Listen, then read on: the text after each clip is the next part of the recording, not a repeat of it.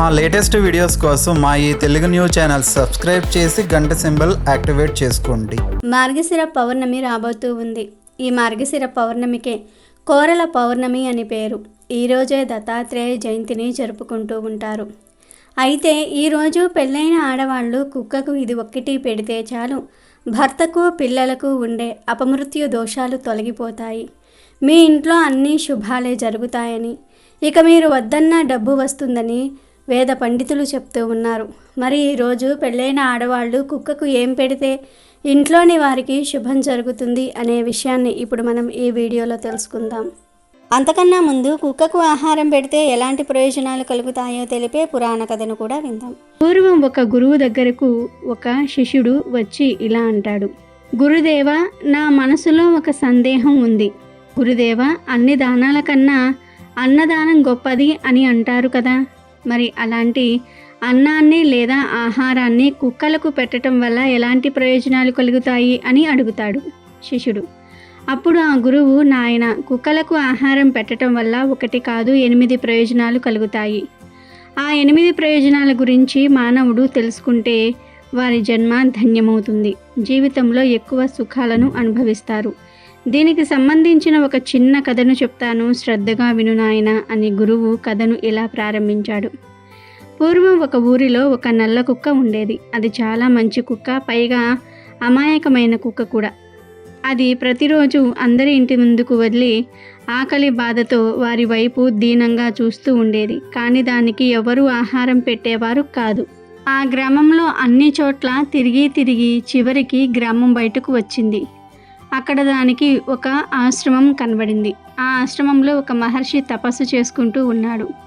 ఆ మహర్షి చాలా గొప్పవాడు. అతను మనుషులతోనే కాదు, పశుపక్షాదులతో కూడా మాట్లాడగలడు. ఆ మహర్షి ఆ నల్ల కుక్క చూసి ఇలా అంటాడు: ఏం జరిగింది? నువ్వు ఎందుకని గ్రామం వదిలి ఈ అడవిలోనికి వచ్చావు? ఎందుకని నువ్వు దిగాలుగా ఉన్నావు అని అడుగుతాడు. మహర్షి అంత ప్రేమగా మాట్లాడేసరికి కుక్క బోరున ఏడ్చేస్తుంది. ఏడుస్తున్న కుక్కను చూసి మహర్షి, ఏడవకు, ఏం జరిగిందో నాకు చెప్పు, నేను నీ సమస్యను పరిష్కరించగలుగుతానేమో చూద్దాం అని అంటాడు. అప్పుడు ఆ నల్ల కుక్క, ఓ మహర్షి, మీరు మహాజ్ఞానులు, మీరు సకల జీవులపై ప్రేమను చూపిస్తారు. నా బాధ మీకు తప్ప ఇంకెవరికీ అర్థం కాదు అని అనుకునే నేను ఇలా వచ్చాను అని అంటుంది. అప్పుడు ఆ మహర్షి కుక్క తలను నిమిరాడు. కుక్కను తన పక్కన కూర్చోబెట్టుకొని, అస్సలు నీకు వచ్చిన బాధేమిటో నాకు చెప్పు అన్నాడు. మహర్షి దానికి ఒక రొట్టె ఇచ్చి తినమన్నాడు. ఆ తర్వాత మహర్షి కుక్కతో, అంత పెద్ద ఊరిలో నీకు తినడానికి ఒక్కరు కూడా ఆహారం పెట్టలేదా అని అడుగుతాడు. అప్పుడు ఆ కుక్క ఏడుస్తూ, మహాత్మా, నేను మీకు ఏం చెప్పగలను? మా కుక్కల బాధ గురించి. స్వామి, మా జీవితమే ఒక దురదృష్టకర జీవితము. మాకు ఇల్లు ఉండదు, సంపాదించుకొని తినటం మాకు చేత కాదు. స్వామి, ఆ భగవంతుడు మాలాంటి మూగజీవాలకు తోడుగా ఉండమని మనుషులను సృష్టించాడు. కానీ ఈ మనుషులు చాలా స్వార్థపరులు. వారు తిన్న ఆహారం మిగిలితే డస్ట్బిన్లో పడేస్తారు లేదా మరెక్కడో పడేస్తారు. కానీ మేము ఎంతో ఆకలితో అలమటిస్తూ ఉంటాము, మాకు మాత్రం కొంచెం కూడా ఆహారం పెట్టరు. మేము మనుషుల ఇంటికి, గ్రామాలకు కాపలా కాస్తాము, అయినా ఈ మనుషులకు విశ్వాసం ఉండదు. స్వామి, మేము ఈ మనుషులపై ఆధారపడి బ్రతుకుతాము, కానీ ఈ మనుషులు మమ్మల్ని ఏమాత్రం పట్టించుకోరు. అందుకే మేము ఎండాకాలంలో ఎండలో, వానాకాలంలో వానలో, చలికాలంలో చలికి వణుకుతూ బిక్కుబిక్కుమంటూ కాలం గడుపుతూ ఉంటాము. మాకు జ్ఞానం లేదు, మేము ఒకరిపై ఆధారపడి బ్రతుకుతాం. మాకు మీలాగా మాట్లాడడం రాదు, మా బాధలు ఎవ్వరూ పట్టించుకోరు. మేము అరిస్తే గోల అనుకుంటారు, ఏడిస్తే అపశకునం అనుకుంటారు తప్ప మాకు ఏ బాధ వచ్చిందో ఎవ్వరూ తెలుసుకోరు. అసలు మా గురించి పట్టించుకోరు. మాకు ఆకలి వేస్తుంది, దెబ్బ తగిలితే బాధ కలుగుతుంది. మాకు మీలాగా ఏడవటం కూడా వచ్చు. కేవలం ఈ 3 విషయాలలో మేము మీరు సమానమే. ఆ భగవంతుడు మేము కష్టాలను అనుభవించాలనే మాకు ఈ జన్మను ప్రసాదించాడు. మేము స్వతంత్రంగా జీవించలేము, మాకు నచ్చినవి తినలేము, మేము ఖచ్చితంగా మానవులపై ఆధారపడి జీవించాల్సిందే. మనుషుల ఇంటిలో ఒక బిడ్డ జన్మించగానే ఒక వేడుకగా జరుపుకుంటారు, కానీ మేము జన్మిస్తే ఎవరు సంతోషిస్తారు? నేను పుట్టినప్పుడు నేను పడుకున్న ప్రదేశం చాలా వెచ్చగా మృదువుగా ఉంది. ఆ సమయంలో అస్సలు చలి పెట్టేది కాదు. అప్పుడు నేను అనుకున్నాను, నేను ఏదో గొప్ప ఇంట్లో పుట్టాను, మా అమ్మ నాకు గొప్ప ఇంటిలో జన్మనిచ్చింది అని అనుకున్నాను. కానీ నేను కళ్ళు తెరిచి చూస్తే అప్పుడు అర్థమైంది, నా తల్లి నాతో పాటు పుట్టిన నా నలుగురి అన్నలను తన గుండెపై పెట్టి పడుకుంటుంది. మేము మొత్తం 5గురం. నేను అందరికన్నా చిన్నవాడిని, నల్లవాడిని. మిగిలిన మా నలుగురు అన్నలు తెల్లగా ఉన్నారు. 2 రోజుల తర్వాత మా తల్లి మమ్మల్ని వదిలి ఆహారం కోసం బయటకు వెళ్ళింది. మీకు తెలుసా స్వామి, మా అమ్మ ఆహారం సాధించడానికి చాలా కష్టపడేది. ఒక్కోసారి ఆహారం దొరికేది, ఒక్కోసారి ఆహారం దొరికేది కాదు. మా అమ్మ చక్కగా ఆహారం తింటే మా అమ్మకు బలం వస్తుంది. దానితో మాకు కడుపు నిండా పాలు ఇచ్చేది. కానీ స్వామి, మా అమ్మకు ఆహారం దొరకటం చాలా కష్టంగా మారింది. అందులోనూ నేను పుట్టింది వర్షాకాలం. వానలు ఎక్కువ పడటంతో మేము ఉన్న చోటుకు బాగా నీరు వచ్చేసింది.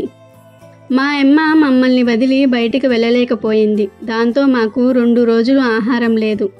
ఆహారం లేక చలికి వణుకుతూ మా అన్నలు 3 చనిపోయారు. మా అన్నలు చనిపోవటంతో మా అమ్మ చాలా ఏడ్చింది. కానీ ఎవ్వరూ మా బాధను పట్టించుకోలేదు. ఇక చివరిగా నేను, మా చిన్న అన్న, అమ్మ మిగిలాము. మేము చాలా బాధపడ్డాము. ఎందుకని భగవంతుడు మాకు ఇన్ని పరీక్షలు పెడుతున్నాడు అని. ఇక కొన్ని రోజుల తర్వాత మా అమ్మతో పాటు నేను, మా అన్నయ్య కూడా ఆహారం వెతకడానికి వెళ్ళాము. ఈ మనుషులకు మాలాంటి చిన్న జీవాలను చూసి జాలి కూడా కలగలేదు. అప్పుడు కూడా మా అమ్మకు ఆహారం పెట్టలేదు. మీకు తెలుసా స్వామి, మా అమ్మ గ్రామాన్ని చాలా బాగా సంరక్షించేది. ఎవరైనా కొత్తవారు వస్తే వారిపై అరిచేది. పొలంలోకి ఏ జంతువులు రాకుండా చూసుకునేది. మా అమ్మ వల్ల ఇతర గ్రామాలలోని కుక్కలు మా గ్రామంలోనికి వచ్చేవి కావు. ఇంతలా గ్రామాన్ని కాపలా కాసిన మా అమ్మకు కనీసం ఒక్కరు కూడా ఆహారం పెట్టేవారు కాదు. మా అమ్మ ఎలాగైనా సరే ఆహారం సంపాదించాలని చాలా కష్టపడేది. కొందరు మా అమ్మను కొట్టేవారు కూడా. అలా ఒకరోజు మా అమ్మ మా ఆకలి బాధను చూసి తట్టుకోలేక ఒకరి ఇంట్లోకి వెళ్ళి వాళ్ళు వండుకున్న రొట్టెను తీసుకొని బయటకు వచ్చింది. అది చూసి ఆ ఇంటిలోని వారు, చుట్టుప్రక్కల వారు మా అమ్మను కొట్టారు. మా అమ్మ ఆ దెబ్బలను భరించి మా కోసం ఒక రొట్టెను తెచ్చింది. మా అమ్మ కష్టాన్ని చూసి మేము బాగా బాధపడ్డాము. ఒకరోజు మా గ్రామంలో ఒక సేటు తనకు బాగా లాభాలు వచ్చాయని భోజనాలు పెట్టించాడు. భోజనాలు తయారు చేసే వద్దకు మా అమ్మ వెళ్ళింది. అక్కడ భోజనం తయారు చేసేవారు మా అమ్మపైకి కర్ర విసిరారు. దాంతో మా అమ్మకు గాయమయ్యింది. కొంచెం సమయమైన తర్వాత అందరికీ భోజనం వడ్డించారు. మా అమ్మ ఆకలి తట్టుకోలేక భోజనాలు తయారు చేసిన ప్రదేశంలోనికి వెళ్ళింది. ఇంతలో అక్కడికి వంటవారు వచ్చారు. మా అమ్మను చుట్టుముట్టి కొట్టబోయారు. మా అమ్మకు వేరే మార్గం లేక పక్కన భోజనం చేసే వారిపై నుండి దూకింది. దాంతో అందరూ తినే ప్రదేశం నుంచి లేచి, కుక్క తిన్న ఆహారం మేము తినము, కుక్క మాపై నుండి దూకింది, మేము ఈ ఆహారం తినము అని అన్నారు. ఇంతలో కొందరు వచ్చి, ఆ కుక్క ఏ ఆహారం తినలేదు, ఇంకా మీ ఆహారం కూడా ఆ కుక్క తినలేదు, దాని కాలితో తొక్కలేదు, మా వాళ్ళు పెట్టిన కంగారుకు అది బెదిరిపోయిందే తప్ప అది చాలా మంచి కుక్క. అయినా నగరంలో కుక్కలకు స్వయంగా వారి చేతులతో ఆహారం పెడతారు, వాటితో చక్కగా స్నేహం చేస్తారు, మనలాగా కుక్క కనిపించిన వెంటనే కొట్టరు అని అన్నారు. కానీ గ్రామంలో కొందరు మాత్రం మాకు ఈ ఆహారం వద్దు అని చెప్పి వెళ్ళిపోయారు. దాంతో చాలా ఆహారం వృధా అయిపోయింది. అప్పుడు మా అమ్మ తరపున మాట్లాడిన వారు ఆ సేటు వద్దకు వచ్చి, పోనీలేండి, వారు తినకపోతే ఏమయ్యింది, మన గ్రామంలో చాలామంది పేదవారు ఉన్నారు, వారికి ఆహారం పెడతాం, మీరు బాధపడకండి అని చెప్పి ఆ సేటు తయారు చేసిన ఆహారాన్ని పేదవారికి పంచిపెట్టారు. అయితే ఒక వ్యక్తి మా అమ్మను చూసి జాలిపడి ఆ ఆహారం పెట్టాడు. మా అమ్మ చాలా రోజుల తర్వాత మంచి ఆహారం తిన్నది. ఇంతలో సాయంత్రమైంది. మా అమ్మ అలసిపోయి నిద్రిస్తుంది. అప్పుడు ఆ సేటు ఒక కర్రను తెచ్చి మా అమ్మను కొట్టడం మొదలుపెట్టాడు. మా అమ్మ అరుపులకు గ్రామంలోని వారంతా కూడా వచ్చారు. అలా మూగజీవాలని హింసించటం తప్పు. అయినా మీ ఆహారం ఏమీ వృధా అవ్వలేదు సేటుగారు. ఇప్పుడు ఎందుకని ఈ మూగజీవాన్ని మీరు బాధ పెడుతూ ఉన్నారు అని అడిగారు. అయినా ఆ సేటు మాట వినకుండా మా అమ్మను కొట్టాడు. అప్పుడు ఒక వ్యక్తి, మీరు ఇలానే ఈ కుక్కను కొడితే పోలీసులు వచ్చి మిమ్మల్ని అరెస్ట్ చేస్తారు. మీ ఇంటికి మీరు వెళ్తారా లేదా పోలీసులకు ఫోన్ చేయమంటారా అని అంటాడు. దాంతో ఆ సేటు వెళ్ళిపోయాడు. ఆ అమ్మ కుంటుకుంటూ మా వద్దకు వచ్చి జరిగిందంతా కూడా చెప్పింది. అప్పుడు మేము అనుకున్నాము, మేము ఏ జన్మలో ఏ పాపం చేశామో, కనీసం మాకు తినడానికి తిండి కూడా దొరకటం లేదు అని బాధపడ్డాము. మళ్ళీ ఇలాగే ఒక సంఘటన జరిగింది. ఒక సాధువు తీర్థయాత్రలు చేస్తూ మా గ్రామంలోనికి వచ్చి ఒక చెట్టు క్రింద కూర్చొని రొట్టెలు తయారు చేసుకుంటున్నాడు. ఆ రొట్టెల వాసనకు మా అమ్మ అక్కడికి వెళ్ళింది. అయితే మా అమ్మ అక్కడికి వెళ్ళి సమయానికి ఆ సాధువు అక్కడ లేడు. చుట్టూ చూసింది మా అమ్మ. ఎవరూ కనిపించకపోయేసరికి మా అమ్మ అక్కడ ఉన్న రొట్టెలను తినబోతూ ఉంది. ఇంతలో సాధువు వచ్చాడు. అయ్యో నా ఆహారం అని గట్టిగా అరిచాడు. సాధు అరుపులకు కొంతమంది జనం వచ్చారు. ఏమైంది అని అడిగారు. అప్పుడు సాధువు, నేను 2 రోజుల నుండి ఉపవాసం ఉన్నాను. ఈరోజు ఆహారం తిందాం అనుకుంటే ఈ కుక్క వచ్చి నా ఆహారం తినేసింది. నేను మంచి నీరును తెచ్చుకోవడానికి పక్కకు వెళ్ళాను. అయినా ఇందులో నాది కూడా తప్పు ఉంది. ఆహారాన్ని ఇలా వదిలివేయకుండా ఒక పాత్రలో పెట్టి ఉంచాల్సింది అని సాధువు బాధపడ్డాడు. అప్పుడు ఆ వ్యక్తులు, ఇందులో మీ తప్పేమీ లేదు. ఇలాగే మొన్న కూడా సేటుగారి భోజనాలను పాడు చేసింది ఈ పాడు కుక్క అని కొట్టబోయాడు. ఇంతలో సాధువు అడ్డుకున్నాడు. మా అమ్మ అక్కడి నుండి పారిపోయింది. మహర్షి చూశారా మాకు ఎంత అన్యాయం జరుగుతుందో. మాకు మనుషులు ఆహారం పెట్టరు. పోనీ దొరికింది తిందాం అన్నా కూడా ఏ ఆహారం ఉండదు. కానీ అందరూ మమ్మల్ని కొట్టడానికి వచ్చేస్తారు. మేము మనుషులకు ఎన్ని విధాలుగా సహాయం చేస్తాము. అయినా ఈ మనుషులు మాపై కనీసం జాలి కూడా చూపించరు. ఆ భగవంతుడు మా జీవితాలకు ఎందుకు ఇంత కష్టాలను ఇచ్చాడో అర్థం కావటం లేదు. మా దారిని మేము వెళ్ళినా మమ్మల్ని కొడతారు. ఏంటి మా బ్రతుకులు స్వామి అని బాధతో అడుగుతుంది. అప్పుడు ఆ మహర్షి ఇలా అంటాడు, చూడు ఇప్పుడు మీరు ఎంత బాధపడుతున్నారో, ఏ మనుషుల వల్ల అయితే మీకు ఇబ్బంది కలుగుతుందో వారికి తర్వాత జన్మలో నీ గతే పట్టవచ్చు. చెప్పలేం. ఆ భగవంతుడు ఎవరి తలరాతలో ఏమి రాశాడు. మీరు మాత్రం న్యాయంగా ఒకరిని హింసించకుండా మీ కర్తవ్యాన్ని మీరు పూర్తి చేయండి. మిగతాదంతా కూడా ఆ భగవంతుడు చూసుకుంటాడు అని ఆ కుక్కకు సర్ది చెప్పి గ్రామంలోనికి వెళ్ళమంటాడు. కథ పూర్తి చేసిన గురువు శిష్యుడితో, నాయనా ఈ కథంతా శ్రద్ధగా విన్నావుగా. కుక్కలు మనకు ఎలా సహాయకారులుగా ఉంటాయన్నది. అయితే ఇప్పుడు కుక్కకు ఆహారం పెట్టడం వల్ల కలిగే 8 ప్రయోజనాల గురించి కూడా చెప్పుకుందాము. ఇది కూడా శ్రద్ధగా విను. అందులో మొదటిది, కుక్కకు ఆహారం పెట్టడం వల్ల మనపై ఉన్న శని ప్రభావం తగ్గుతుంది. ఎందుకంటే శని ప్రభావం మనపై ఉంటే మనకు కష్టాలు తప్పవు. కుక్కకు ఆహారం పెట్టడం వల్ల శని యొక్క చెడు ప్రభావం ఎంతో కొంత తగ్గుతుంది. ఇక రెండవది, కుక్కకు ఆహారం పెట్టడం వల్ల ఇంటిలో ఎప్పటి నుండో జరగకుండా ఆగిపోయిన శుభకార్యాలు జరుగుతాయి. వివాహం కాని వారికి వివాహం జరుగుతుంది. సంతానం కోసం ఎదురు చూసేవారికి సంతానం కలగవచ్చు. ఇక మూడవది, కుక్కలకు ఆహారం పెట్టడం వల్ల లక్ష్మీదేవి అనుగ్రహం మీపై మీ కుటుంబంపై ఎల్లప్పుడూ ఉంటుంది. ఇక నాలుగవది, అప్పుల బాధలు ఉన్నవారు, అప్పులలో చిక్కుకుపోయిన వారు రోజు కుక్కలకు ఆహారం పెడితే చాలా త్వరగా అప్పులు తీరిపోతాయి. ఆర్థికంగా కూడా స్థిరపడతారు. ఇక ఐదవది, కుక్కలకు ఉదయం సాయంత్రం ఆహారం పెట్టడం వల్ల వ్యాపారంలో లాభాలు కలుగుతాయి. వ్యాపార అభివృద్ధి బాటలో నడుస్తుంది. ఇక ఆరవది, కుక్కలకు ఆహారం పెట్టడం వల్ల ఆయుష్ పెరుగుతుంది. ఆరోగ్య సమస్యలు ఎక్కువగా రావు. ఇక ఏడవది, కుక్కలకు ఆహారం పెట్టడం వల్ల చేయాలనుకుంటున్న పనులు విజయవంతంగా పూర్తి అవుతాయి. మన మనసులో ఎప్పుడూ మంచి ఆలోచనలే వస్తాయి. ఇక చివరిది, మూగజీవాలకు ఆహారం పెట్టడం వల్ల భగవంతుని దృష్టి మనపై పడుతుంది. ఎందుకంటే భగవంతుడికి సమస్త ప్రాణులపై దయ ఉంటుంది. కాబట్టి మూగజీవాలకు ఆహారం పెట్టిన వారిని ఆ భగవంతుడు ఎప్పుడూ కూడా రక్షిస్తూ ఉంటాడు. వారికి ఎటువంటి కష్టాలు రాకుండా చూసుకుంటాడు. అంతేకాదు మూగ జీవాలకు ఆహారం పెట్టడం వల్ల మనం తెలిసి తెలియక చేసిన కొన్ని పాపాలకు ప్రాయశ్చిత్తం కలుగుతుంది. అలాగే అమాయకమైనటువంటి కుక్కలను ఎవరైతే హింసించి బాధ పెడుతూ ఉంటారో వారు జీవితాంతం ఏదో ఒక తెలియని బాధతో చింతిస్తూనే ఉంటారు. జీవితంలో మనశ్శాంతి ఉండదు. ఎవరైతే గాయపడిన కుక్కకు సహాయం చేస్తారో, ఆపదలో ఉన్న కుక్కను కాపాడుతారో వారిపై తదాస్తు దేవతల అనుగ్రహం ఉంటుంది. కాబట్టి శిష్య, కుక్కలను ప్రేమించకపోయినా పర్వాలేదు, వాటిని చేరదీయలేకపోయినా పర్వాలేదు, కానీ వాటిని బాధ పెట్టవద్దు.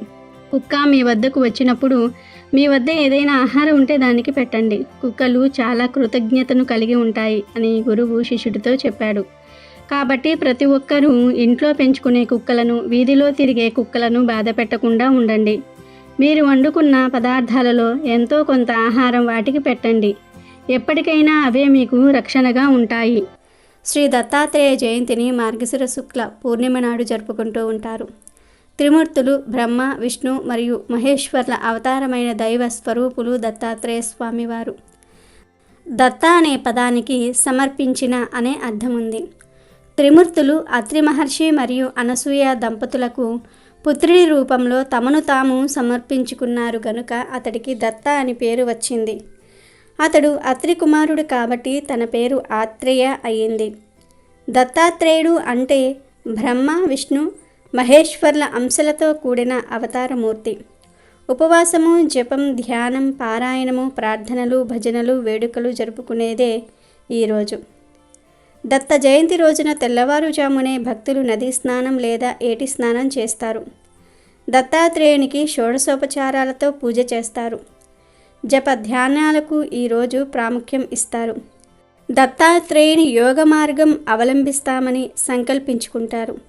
ఈరోజు దత్త చరిత్ర, గురు చరిత్ర, అవధూత గీత, జీవన్ముఖ గీత, శ్రీపాద వల్లభ చరిత్ర, నృసింహ సరస్వతి చరిత్ర, షిరిడి సాయిబాబా చరిత్ర, శ్రీదత్త దర్శనం వంటివి పారాయణం చేస్తారు. ఈరోజు ఉపవాసం ఉండటం కూడా ఆనవాయితీనే. సాయం వేళల్లో భజనలు చేస్తారు. దత్తాత్రేయ ఆలయాలలో ప్రత్యేక పూజలు చేస్తారు. అలాగే మార్గశిర మాసంలో వచ్చే పౌర్ణమిని కోరల పౌర్ణమి అని కూడా అంటారు.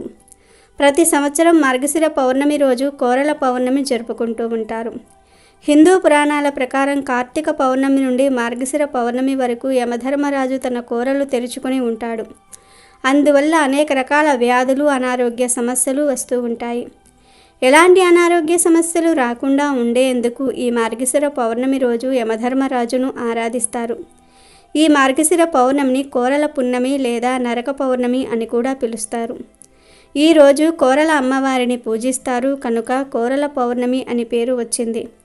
కోరల అమ్మవారు సాక్షాత్తు చిత్రగుప్తుడి సోదరి. మార్గశిర పౌర్ణమి రోజున చిత్రగుప్తుడు తన చెల్లి ఇంటికి వస్తాడు. అన్నయ్య చిత్రగుప్తుడు ఇంటికి రావటంతో చెల్లెలు కోరల ఆనందంతో ఘనమైన విందుని ఏర్పాటు చేస్తుంది. చిత్రగుప్తుడు చెల్లిని ఆశీర్వదిస్తూ మార్గశిర పౌర్ణమి రోజు ఎవరైతే కోరలను పూజిస్తారో వారికి నరక బాధలు, అపమృత్యు భయము ఉండదని వరం ఇస్తాడు. చిత్రగుప్తుడిపై గల అభిమానంతో ఆయన మాట నెరవేరేలా తాను కూడా సహకరిస్తానని యమధర్మరాజు సమర్థించాడు. అప్పట్నుంచి మార్గశిర పౌర్ణమి రోజున కోరలమ్మను పూజించటం ప్రారంభమయ్యింది. ఈరోజు కోరలమ్మకు మినప రొట్టెను నైవేద్యంగా సమర్పించాలి. అలాగే ఈరోజు చంద్రుణ్ణి పూజించాలి. చంద్రవ్రతం చేయాలని పురాణాలు చెప్తూ ఉన్నాయి. మార్గశిర పౌర్ణమి రోజు కోరలమ్మను పూజిస్తే ఆమె అనుగ్రహం కలిగి నరకబాధలు, అపమృత్యు భయాలు తొలగిపోతాయి. మార్గశిర శుద్ధ పౌర్ణమి నాడు దత్తాత్రేయ స్వామివారు జన్మించారు.